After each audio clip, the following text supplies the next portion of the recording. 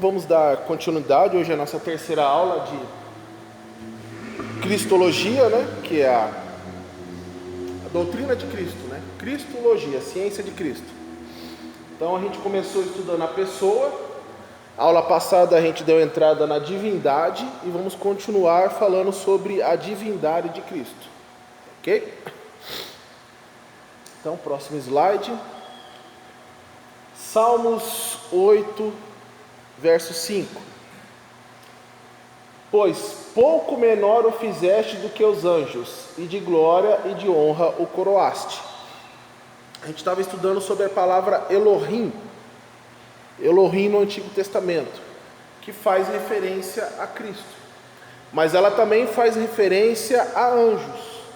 Aqui nesse caso, a palavra aqui, anjos, é Elohim. Então, nesse caso aqui, a palavra Elohim está se referindo a anjos mesmo, tá? E não a Cristo nem a Deus. Elohim. Hebreus 2:7. Tu o fizeste um pouco menor do que os anjos. Veja, anjos. De glória e de honra o coroaste, e o constituíste sobre as obras de tuas mãos. Então, aqui o escritor de Hebreus faz referência ao Salmo 8:5. Tá? Então, nesse caso aqui, a palavra Elohim não faz referência nem ao Deus Pai, nem ao Deus Filho, nem ao Deus Espírito Santo. Faz referência aos anjos. Ok? Outra ocasião que isso acontece, Salmo 97:7. Ficam decepcionados todos os que adoram imagens e se vangloriam de ídolos. Prostaram-se diante dele todos os deuses. Aqui a palavra é Elohim.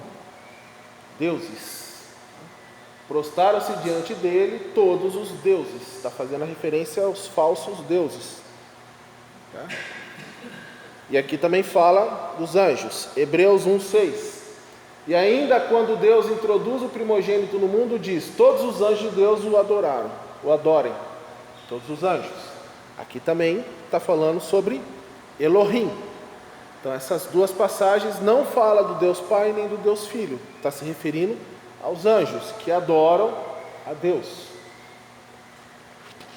E também pode significar um homem selecionado por Deus. Então a palavra Elohim faz referência ao Deus Pai, ao Deus Filho, aos anjos e também a um homem que foi selecionado por Deus, um anjo. Tá? A palavra anjo no grego significa mensageiro. Tá? Então quando Jesus está lá em Apocalipse e fala aos 7 anjos que estão nas 7 igrejas, está falando dos 7 pastores, os 7 anjos, os 7 mensageiros. Tá? Êxodo capítulo 21, versículo 6. O seu Senhor o levará perante os juízes. Aqui a palavra também é Elohim. Tá? Elohim, juízes. Então, o seu Senhor o levará perante os juízes. Terá que levá-lo à porta ou à lateral da porta e furar a sua orelha. Assim ele será seu escravo por toda a vida. Aqui a palavra Elohim está se referindo a homens, juízes, que Deus colocou como juiz para julgar Israel. Êxodo, próximo slide, Êxodo 22:8. Mas se o ladrão não for encontrado, o dono da casa terá que comparecer perante os juízes. Aqui também é Elohim. Para que se determine se ele não lançou mão dos bens do outro. Então, aqui está fazendo referência a um homem selecionado por Deus, um juiz, que vai julgar a causa do povo. Tá? Próximo slide. Agora, ouça-me, eu lhe darei um conselho e que Deus esteja com você. Seja você o representante do povo diante de Deus e leve a Deus as suas questões. Então aqui Elohim é um juiz, um ser humano, um homem de Israel que foi tirado do meio do povo e colocado para ser um juiz. Então também faz a referência a um juiz humano. Então ele pode falar... Elohim pode ser a palavra dirigida ao Deus Pai, ao Deus Filho, a anjos e a um homem separado por Deus. Ok? Salmo 82:1. É Deus quem preside na Assembleia Divina, no meio dos deuses. Ele é o juiz. Então, olha, é Deus quem preside na Assembleia Divina. No meio dos deuses, Ele é o juiz. No meio dos deuses, Ele é o juiz. Salmo 82, 6. Eu disse, vocês são deuses. Elohim também. Todos vocês são filhos do Altíssimo. Então, vocês são deuses. Todos vocês são filhos do Altíssimo. A palavra também é Elohim. E quem também falou sobre isso? Jesus, João. Capítulo 10, do versículo 31 ao 35. Novamente os judeus pegaram pedras para apedrejá-lo, mas Jesus lhe disse: eu lhes mostrei muitas boas obras da parte do Pai. Por qual delas vocês querem me apedrejar? Responderam os judeus: não vamos apedrejá-lo por nenhuma boa obra, mas pela blasfêmia, porque você é um simples homem e se apresenta como Deus. Jesus lhes respondeu: não está escrito na lei de vocês? Eu disse, vocês são deuses? Se ele chamou deuses, aqueles a quem veio a palavra de Deus, e a escritura não pode ser anulada. Então, a palavra ali é Elohim, vocês são deuses. Tá? A lei citada aqui está em Levítico 24, 16. Lei? Não tem problema. E aquele que blasfemar o nome do Senhor certamente será morto. Toda a congregação certamente o apedrejará, tanto o estrangeiro como o natural, que blasfemar o nome do Senhor será morto. Então, essa lei, por causa dessa lei em Levítico 24:16, que eles queriam apedrejar Jesus, mas Jesus falou: olha, a palavra diz, vocês são deuses, a gente não pode anular a palavra. Tá? Então, a palavra Elohim, Deus, deuses, anjo, juiz. Ok? Aqui a gente finaliza sobre Elohim. Agora, vamos discutir sobre um problema. O nome Filho Unigênito implica que Cristo teve uma origem? Se Cristo é Deus, Deus não tem início. Mas Jesus é chamado de Filho Unigênito. Então isso significa que ele teve uma origem, ele foi criado. Então Deus criou primeiro Jesus e Jesus criou todas as coisas, que é o que o testemunho de Jeová acredita. Por quê? Porque ele é chamado de Filho Unigênito. João 3,16. Pulou? Vai para o próximo. Não tem problema, eu leio aqui. João 3,16.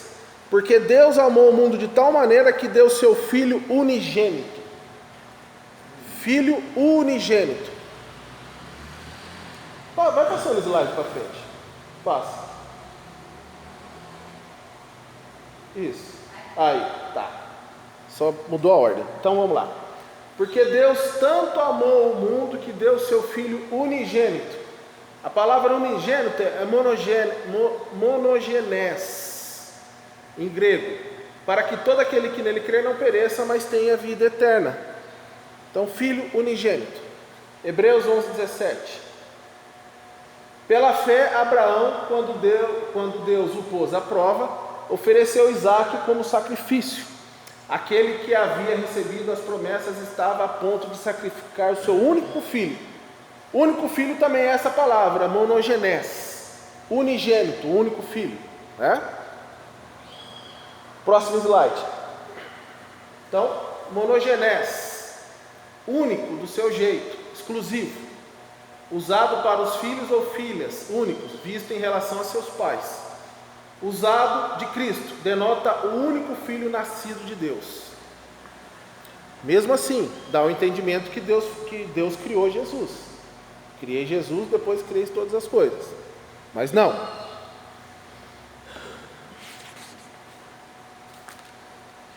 Os atributos de Cristo mostram a sua divindade e o fato de ser único, não podendo ser comparado a nenhum outro. Próximo slide.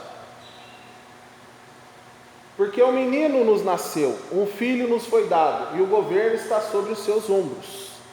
E ele será chamado Maravilhoso, Conselheiro, Deus Poderoso, Pai Eterno e Príncipe da Paz.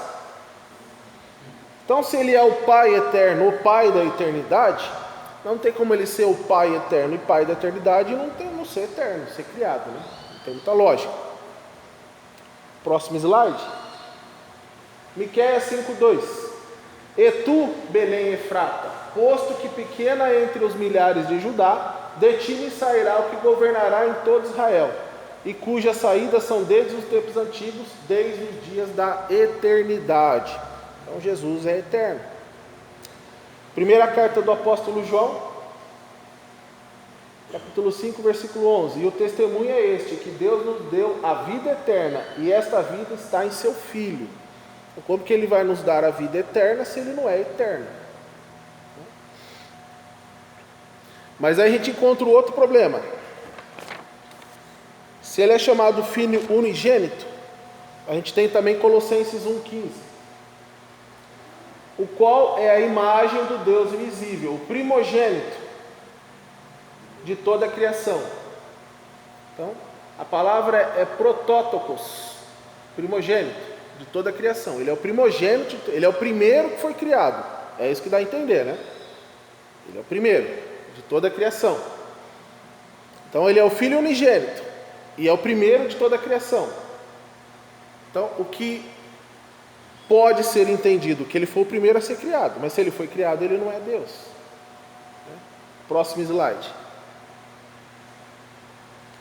Primogênito, protótokos, primogênito de um ser humano ou animal, de Cristo, o primogênito de toda a criação. Então, ele foi o primeiro a ser criado. Próximo slide. Então, protótipos pode ser a prioridade na cronologia, o primeiro a ser criado, mas não é isso que fala de Cristo.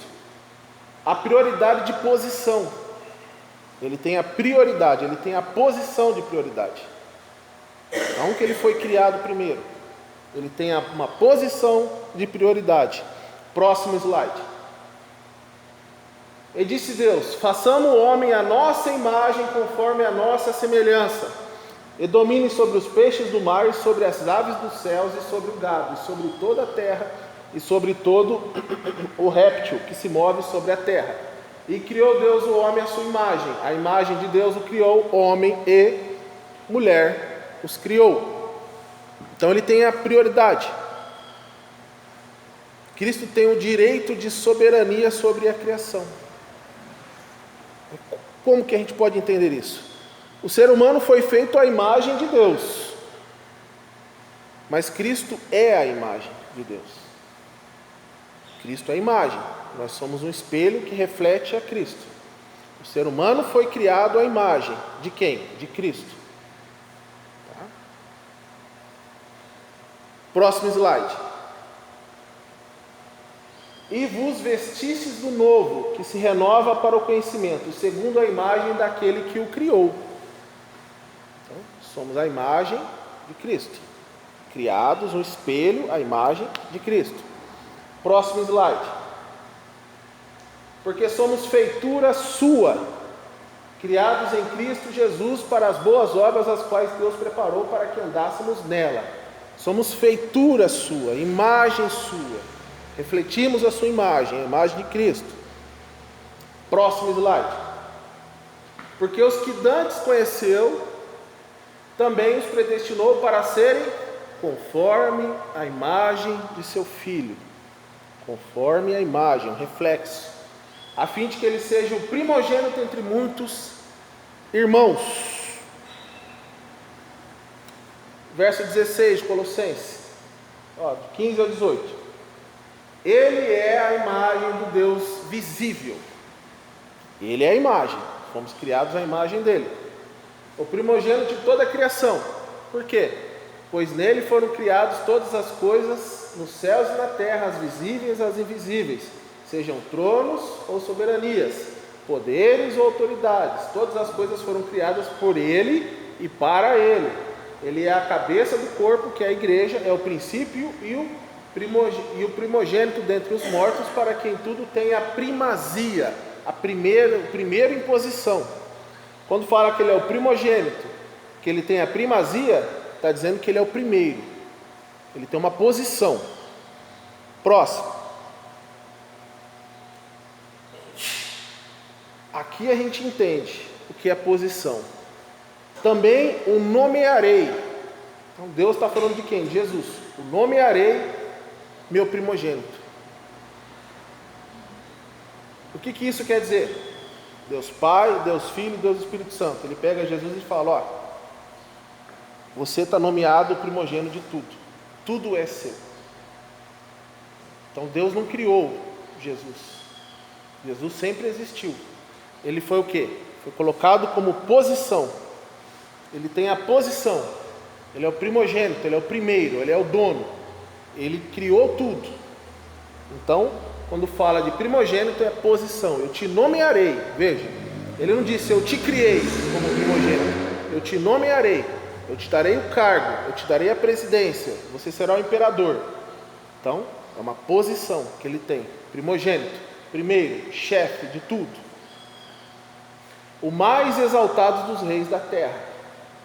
Colossenses 1,17, ele é antes de todas as coisas, nele tudo subsiste.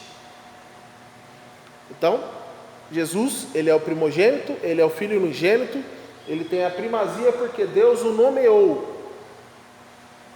Deus Pai, como o primogênito, o chefe, o primeiro, o dono de tudo, o criador de tudo. Então, Cristo tem a posição. Ele não foi o primeiro a ser criado, ele criou tudo.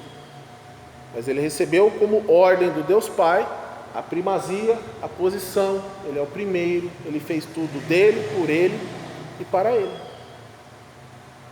Ok, irmãos? Então, tudo é para ele, tudo foi feito para ele. Então ele tem a posição, ele não é criado. Como o Testemunho de Jeová acredita que Deus criou Jesus e Jesus criou todo o resto. Então Jesus não é Deus, o sacrifício dele foi em vão. Se ele é uma criatura, ele não pode pagar o preço. Ele só pagou o preço porque ele é Deus. O sangue de Cristo tem o poder para salvar, por isso que ele é o Cordeiro de Deus. Se ele fosse outra criatura, ele seria sacrificado como outro cordeiro qualquer e não valeria nada. A nossa esperança é em vão. Então, quando fala que ele é o unigênito, o primogênito, a primazia, é porque ele foi colocado como primeiro. É posição, não é ordem de criação. Ok? Salmo 89, 27.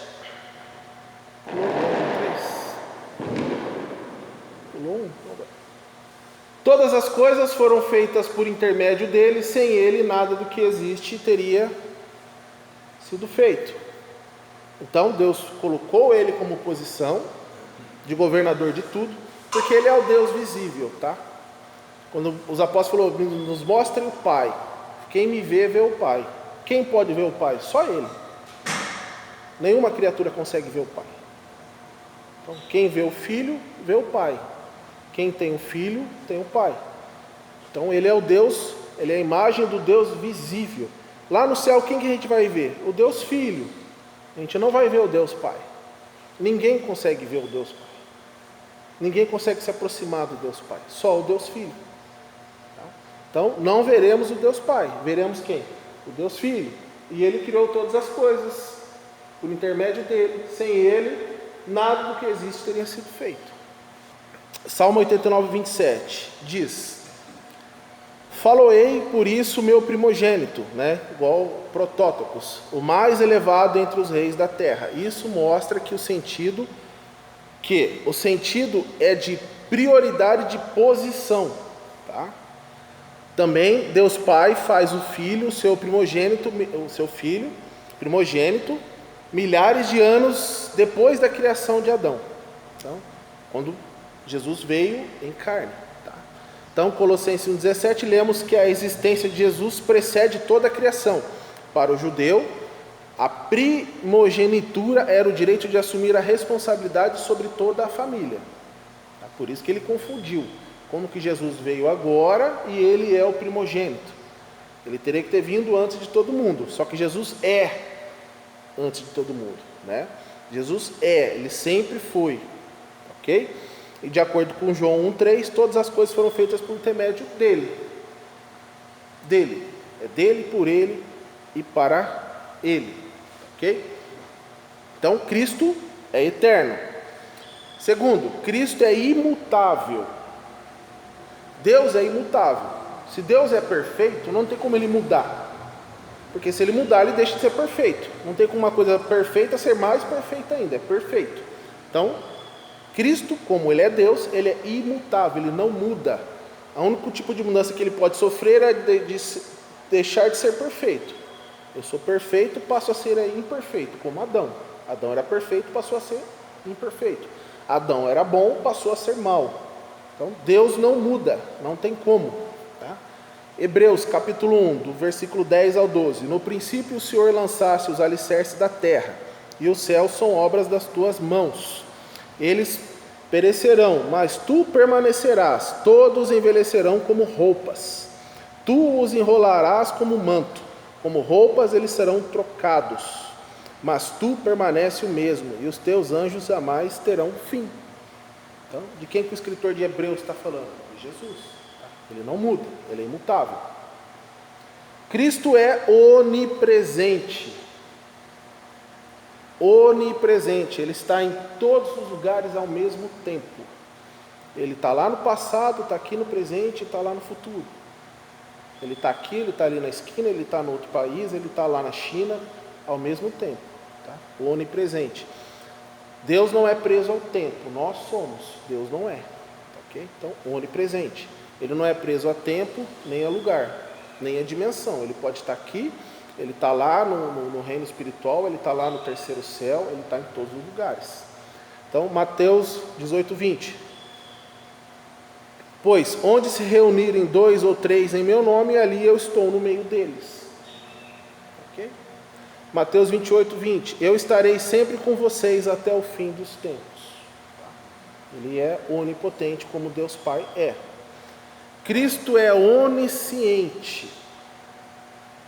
Ele sabe de todas as coisas. Várias passagens você via ele falando, ele sabendo que eles arrazoavam em seu coração, disse. Ele sabe. Tá? Durante a sua encarnação, João 6,64. Contudo, há alguns de vocês que não creem, pois Jesus sabia desde o princípio quais deles não criam e quem o iria trair. Por quê? Porque ele criou, ele escolheu, ele predestinou, ele elegeu. Então ele já sabia. Tudo que aconteceu com ele aqui, ele já sabia que ia acontecer. Tudo que falaram para ele, ele já sabia que seria falado. Ele não foi pego de surpresa.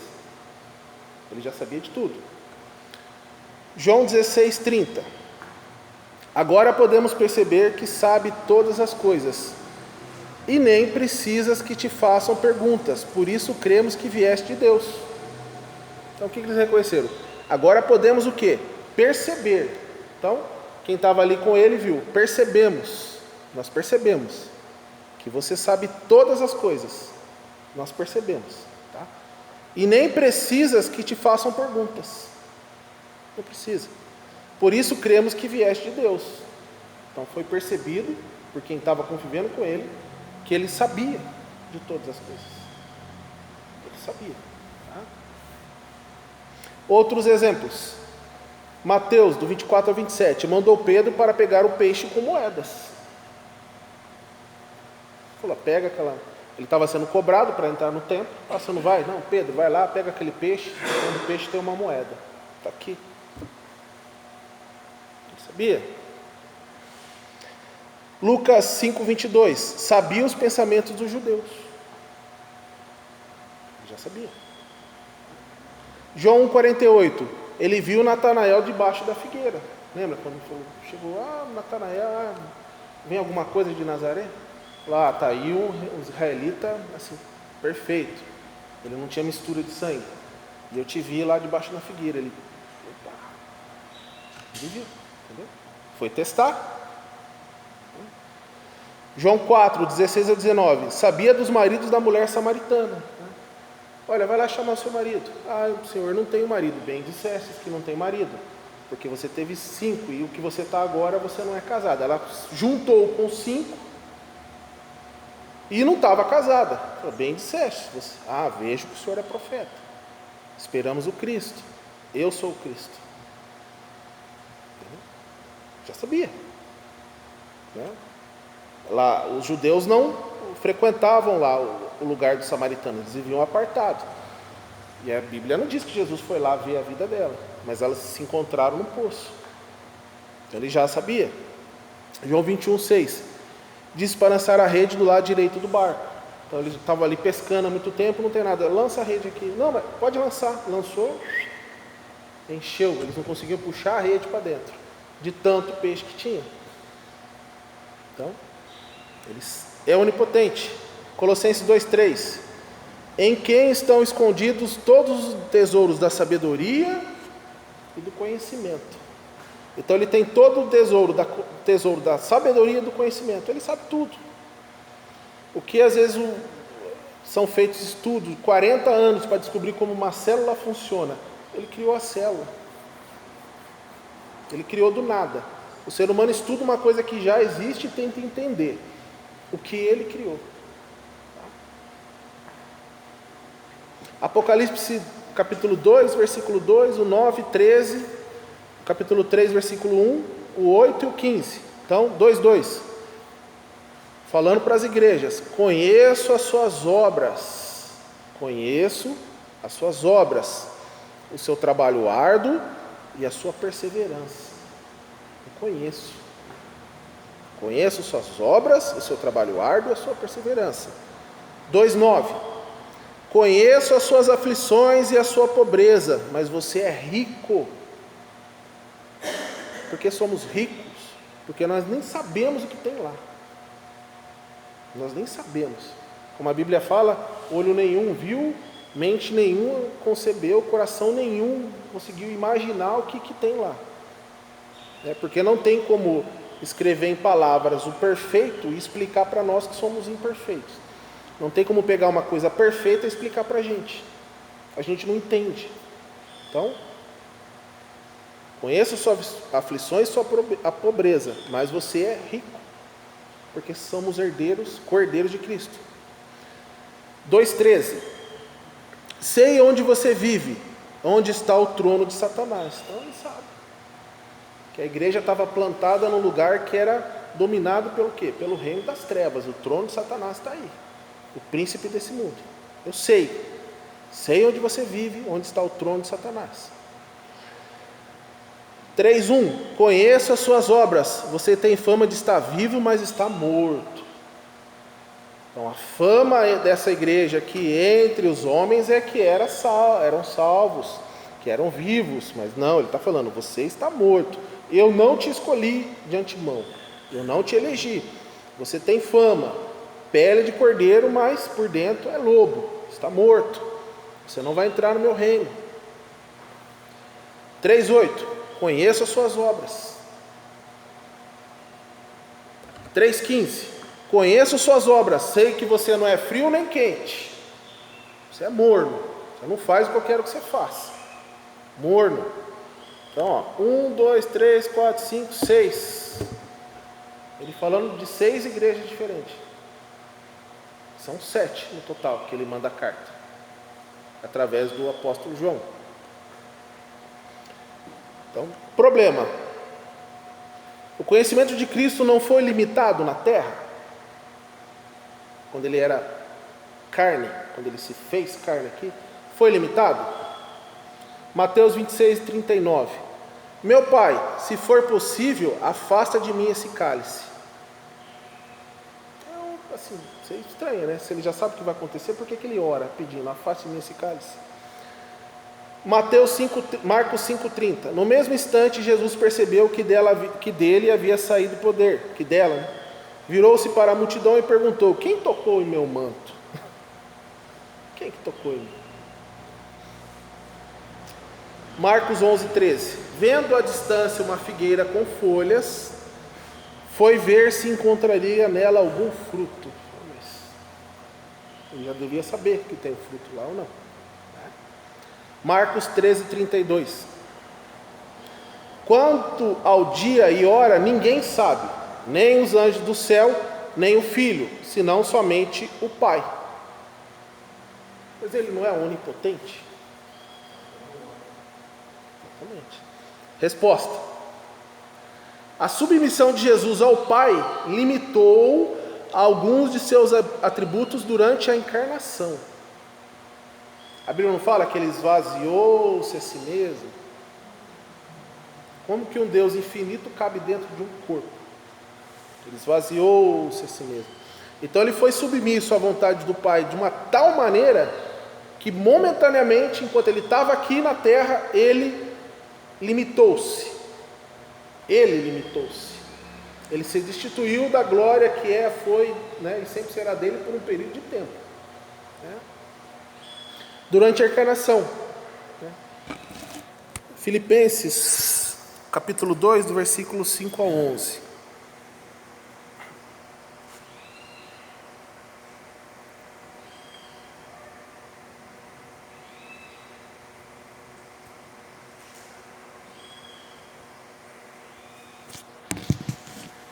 Seja a atitude de vocês a mesma de Cristo Jesus, que, embora sendo Deus, não considerou que o ser igual a Deus era algo que devia apegar-se, mas esvaziou-se a si mesmo, vindo a ser servo, tornando-se semelhante aos homens.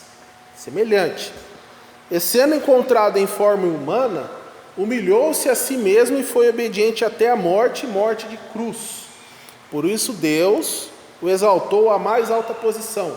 Ele deu o nome que está acima de todo nome, para que ao nome de Jesus se dobre todo o joelho, no céu, na terra e debaixo da terra, e toda língua confesse que Jesus Cristo é o Senhor, para a glória do Deus Pai. Então ele esvaziou-se a si mesmo, humilhou-se, ele deixou que o Pai o limitasse, ele se limitou durante a sua encarnação. Depois que ele teve a ressurreição, acabou a limitação. Tá? Então, para quê? Para que toda língua confesse que é Jesus, que todo joelho se dobre. Todo mundo vai ajoelhar perante Jesus. Nós, porque nós o amamos. Os outros, porque ele vai ajoelhar na marra.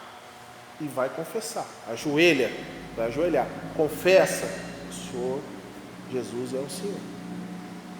A segunda vinda dele vai ser para julgar.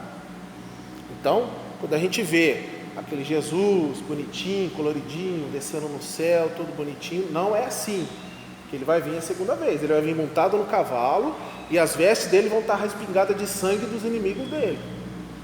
É assim que ele vai voltar. Ele vai voltar e vai destruir isso aqui. Ele vai arrebentar com essa terra. Ele vai matar todo mundo. O exército que vai se reunir para destruir Israel, que é na Armagedon, ele vai cuspir fogo da boca e vai matar todo mundo. A segunda vinda dele é terrível. O dia do Senhor é terrível. É por isso que nós temos que estar felizes, porque nós não vamos passar por isso. Nós o amamos, nós ajoelhamos e confessamos Ele porque nós o amamos. Mas os ímpios vão passar por isso, tá? Vai ser quebrada a rótula do joelho e vai, confessa que eu sou o Senhor. O Senhor, confesso. Agora vai para o lago de fogo e vai ficar lá. Entendeu? Então, essa é a nossa riqueza, o nosso presente. Somos pobres aqui. E mesmo que tenha muito dinheiro, continua sendo pobre. Isso aqui não serve para nada. O nosso tesouro é lá. Então, Ele é onipotente, mas durante esse período aqui na terra, durante a sua encarnação, ele limitou-se a si mesmo por um breve período, por um breve período de tempo. Ok, irmãos? Então, finalizar a aula por aqui e na próxima aula a gente vai continuar vendo os atributos dele, tá? O próximo atributo é a onipotência. Tá ok, irmãos? Vamos orar para agradecer a Deus pela nossa aula. Pai, obrigado pelo Teu Santo Espírito que conduziu a Tua aula. É Ele que nos dá entendimento, é Ele que nos dá o conhecimento é dEle, Pai. Nós não sabemos absolutamente nada. O que nós sabemos é o que o Senhor quis revelar na Tua palavra. Então é através da Tua palavra que nós podemos estudar, meditar e a cada dia estar mais próximo do Senhor. Então obrigado, Agradecemos em nome do Senhor Jesus. Amém. Obrigado, irmãos.